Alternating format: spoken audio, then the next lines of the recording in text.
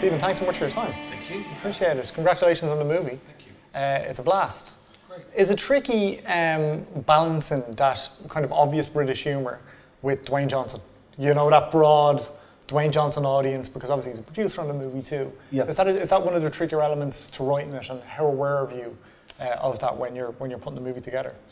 Well, I didn't feel that concern. I guess for me, I just always approached it, every scene, whether it involved Dwayne or this rough and tumble family from Norwich, in the same way, really. Just kind of trying to think what felt authentic, but was funny and entertaining, or dramatic or emotional. So I suppose I thought of myself as the kind of consistent tone, if that makes sense. And so, when you're writing for Dwayne, he plays himself, obviously. So, you're trying to, I know him a little, so you're trying to kind of capture a little bit of a sense of him. Yeah. So, no, I didn't really ever feel... I think that the tougher balance was between humour and drama. That was probably the tougher thing to get right, because this story, to me, was very funny, and the family on whom it's based, this real family, are very entertaining, funny. They are sort of naturally comic and entertaining in some ways, but they're also real people and very loving, and they've been through a lot, and so there was a lot of emotion and drama and heartache in this story as well, and I think that was the tougher line. Yeah. Was there ever an element with the comedy where you thought we could go a little bit further here, but it's taken away from that dramatic element and that relationship that the family have just for the laugh? Was there ever a temptation to... Oh yes, no, we definitely kind of cut things out if we thought that they were too broad and silly. But of course, the other thing is that the family themselves are, hilarious, and there's things that they told me that had happened which I had to cut out even before I got to the script, because you wouldn't believe it. I mean, there's a scene in the movie in which the family, and this is based on a story they told me, they were meeting their son's girlfriend's parents, and the parents were a lot more kind of uptight and traditionally English and middle class. I play one of them, and the family are this tattooed, mohawked, kind of wrestling family, and they told me about the clash of those two groups of people, and Julie, the mother, told me that, well, yeah, to break the ice, when the other mother came in, I just grabbed her boobs, I said, hiya, and, just broke the ice, and I thought, I can't even put that in, because no one will believe that happened, so you end up sort of self-editing, because you're conscious of that question of, will people believe it, or does it seem too broad or funny? You mentioned you've got a cameo in the movie as well, and it's a very funny cameo. You're playing one of the parents. Were you writing it going, I'm going to play this guy, or was it a case of? No, it was one of those things. That character didn't have a lot of lines, but I knew that his reactions to the crazy family would bring a lot of humour, and I like to think of myself as one of the great reactors, and so I always think of myself in anything I do. If I'm there, I'm a sort of resource. So I use myself if I can be handy, And in that instance, it's like, well, am I going to bring in an actor who has very few lines and make him just sit there all day? Why don't I just do it myself? So it wasn't. Yes, I wasn't kind of sat there the whole time thinking, wait till we get to this guy. This is the goal. This is my time to shine publicly. You're kind of in a position now as well where you've had this incredible career already, and there's an element of you can kind of do what you want. You can choose what you do creatively. Is that just a beautiful place to be in? Like, you can choose to write and direct a movie, and you can go back and do stand-up, you can maybe do another series. Is that the ultimate? I don't think it's quite that easy, though. I have a luxury of time because I don't have to panic about, money and career in the way that you do when you're younger. And I've had success enough that I can insulate myself a bit. But nothing's a home run. I mean, this movie was tough to get made.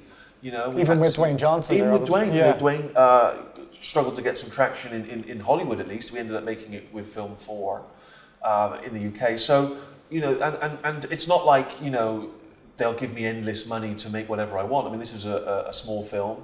So and even with TV, we're in an age now where there's so much TV. But there's also so many people making TV, and so I've got to sort of, I've got to compete, for the time slots and the money like anyone else. Why do you think you gravitated towards the acting as well, especially in the last few years? And people have been somewhat surprised to see you pop up in Logan and these type of movies. Why did people come to you with the offers, or was it a gravitation on your part towards it? I wish I could say that there was an elaborate career plan that was mapped out at the age of 17. If I'm honest, my career plan was do a sitcom that was as popular as, say, Fawlty Towers. That was honestly one of my ambitions, or my only ambition. And The Office kind of scratched a lot of that itch. And then it was like, now what? What if I keep working until I'm in my 80s like Clint Eastwood? I better find something else to do. And didn't really consider myself an actor, but started to get those opportunities to... I always thought of myself as a comic performer, but not necessarily an actor. Got those opportunities, and then people started offering me slightly more serious work, and I did a play, and I kind of enjoyed that challenge. And I'm like, oh, this acting stuff's kind of interesting and difficult, and then people would offer me stuff, so I'd go and do that. And then this project began because Dwayne Johnson saw a documentary about this family and came to me with the idea. I would never have thought to make something about wrestlers, don't know anything about wrestling, or certainly when I started this project. Just fell in love with the characters in this world. So everything, it's just different shiny objects are kind of dangled in front of me, and I kind of follow them around. It's a nice place to be, though, right? Oh, yes, of course, yeah. And I saw Hello Ladies in Vicar Street. Was it 2011 you did that show? Oh, was it? The Lies of Flying in. Yeah. And also there was a HBO series on the back of that as well. That's aged really well. Oh, good. Do you feel, there was something missed out there? Because it just got the one season. Do you feel you had so much more to tell there, and it could have been another maybe stand-up tour in the back of it?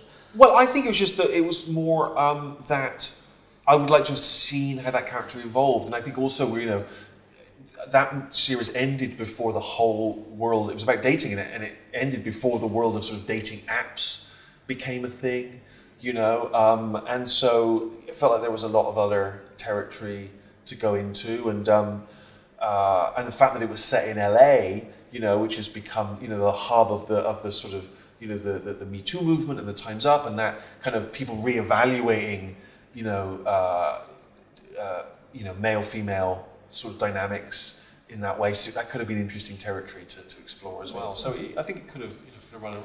It's funny because even when you look at something like The Office and that like beautiful awkwardness in the humour, but how humour evolves. It's in such a different place now. Would you have approached The Office differently, or would you approach material differently now, writing stuff?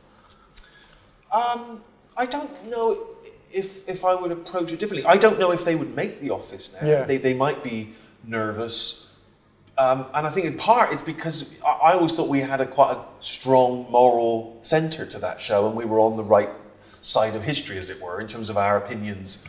But we wanted to, but the characters, particularly David Brent, were awkward around people of colour or people with, disability. And to us, the humour was in exposing that awkward gap about people trying too hard and everything and not quite knowing how to behave. So to us, we weren't laughing at those people. We were laughing at people like Brent dealing with other people.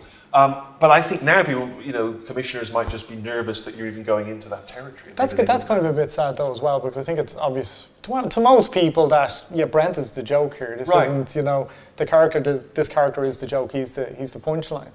Well, you'd hope so, but I don't think it would stop us trying to do it. I just don't know if it would catch fire in the way that it did. It's just difficult to say, really. I think also comedy, though, tradition has always gone through waves. And if you think about, there was the kind of the comedy of the 70s, and then the alternative comedy came along with Ben Elton and people in the 80s, and that was a reaction to that.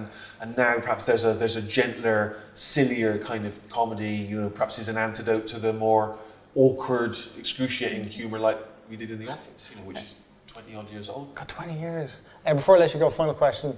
Is it strange, and you mentioned Ben Elton there, and people, I'm sure you and Ricky influenced by making The Office or extras and the American version. Is it weird to have people now kind of cite you guys and the work that you've done as an influence to them? Very strange. Because I don't feel older, and I don't feel like I'm a sort of granddaddy of comedy. I don't have a great deal of wisdom to impart. I still feel like I'm a kind of eager amateur trying to figure it out myself. So it's odd that people say, and they'll often say in a complimentary way, oh, when I was at school watching The Office. What? Yeah, no, when I was with school, you know, in sixth form watching it. Shut up! I don't want to know you were watching it at the age of 16. Because it seemed like yesterday. It just reminds me how old I am. Yeah, when you said 20 years there, I was like, good Lord, I'm old as well. Stephen Merchant, thank you so much for your time. Congratulations on a very sweet movie. Thank you so much. Thank you.